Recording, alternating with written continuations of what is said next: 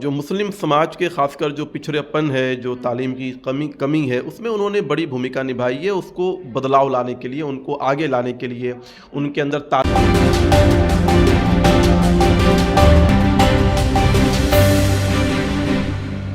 नमस्कार, आप देख रहे हैं रब्जी लाइव न्यूज और मैं हूं आपके साथ निधि सिंह।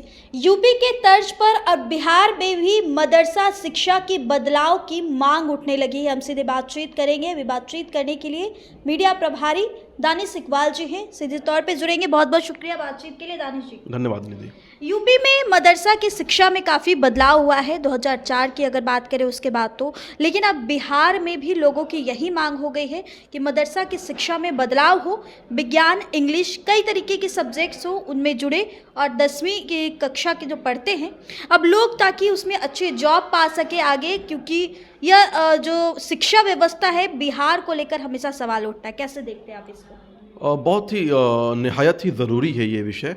और देखिए, इस देश के अंदर अटल जी ऐसे प्रधानमंत्री थे जिन्होंने सबसे पहले मुस्लिम बच्चों की शिक्षा के लिए और ख़ासकर जो मदरसों में जो तालीम दी जाती है उसके संदर्भ में उन्होंने कहा था कि मुसलमानों के एक हाथ में कुरान होना चाहिए तो दूसरे हाथ में कंप्यूटर होनी चाहिए।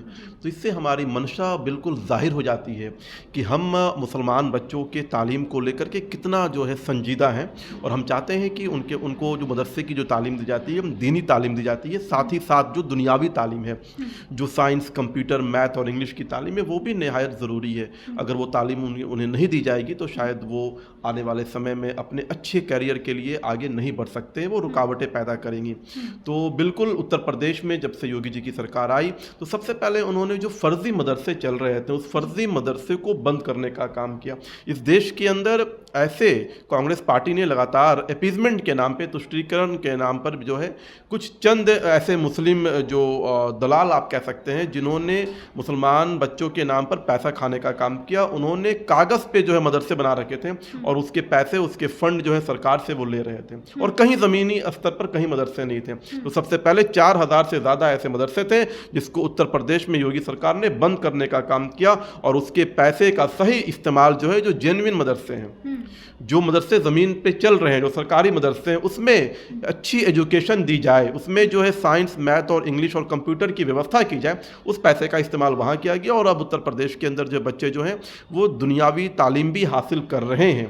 उसी प्रकार से बिहार में भी पूरी तरह से जो है यहाँ भी जो एजुकेशन है वो इंग्लिश, मैथ और साइंस, कंप्यूटर यहाँ भी होनी चाहिए। और मुझे लगता है कि बहुत से जगह पे यहाँ चल रहा होगा, बच्चे को तालीम दी जा रही होगी, और आगे भी सरकार इस बात को सुनिश्चित करेगी। और हम सरकार से मांग भी करते हैं कि मदरसे के जो करिकुलम है, जो उसका पाठ्यक्रम है, उसमें पूरी तरह से जो है आप जो सिलेबस होते हैं साइंस के, इंग्लिश के, कंप्यूटर के, वो सिलेबस ज़रूर पढ़ाने चाहिए। तो क्या लगता है कि बिहार में जो ये मांग उठ रही है, बहुत टाइम से ही उठ रही है, लेकिन इसकी जो पूरी करने की विचार है, कब तक अभी सरकार में है आप लोग, कब तक इसकी बात को रखा जाएगा, कब यहाँ पे भी वो नीति लागू होगा? देखिए, नीतीश कुमार जी जो मुस्लिम समाज के खासकर जो पिछड़ेपन है, जो तालीम की कमी है, उसमें उन्होंने बड़ी भूमिका निभाई है। उसको बदलाव लाने के लिए, उनको आगे लाने के लिए, उनके अंदर तालीम देने के लिए अनेकों ऐसे योजनाएं हैं बिहार सरकार की, जिससे कि मुस्लिम गरीब बच्चियां भी जो है पढ़ाई कर सके, बच्चे पढ़ाई कर सके। और निश्चित तौर पर मदरसा के अंदर भी बहुत सुधार हुआ है बिहार के अंदर नीतीश कुमार जी के नेतृत्व में, और एक बड़ा फंड जो है उसका इस्तेमाल जो है बच्चों को तालीम के लिए होता है।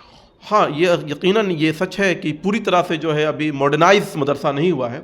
हम आशा करते हैं कि बहुत जल्द जो है जो बिहार का जो मदरसा है वो भी पूरी तरह से मॉडर्नाइज हो, वो भी पूरी तरह से जो है इंग्लिश और कंप्यूटर जैसे विज्ञान जैसे जो सिलेबस हैं, सब्जेक्ट हैं, उनकी भी शिक्षक वहाँ हो और उनकी भी पढ़ाई जो है बच्चे कर सके, ताकि आने वाले समय में बच्चे जो है बड़े बड़े UPSC जैसे क्वालिफाई कर सकें, डॉक्टर और इंजीनियर बन सकें। चलिए, बहुत बहुत शुक्रिया बातचीत के लिए।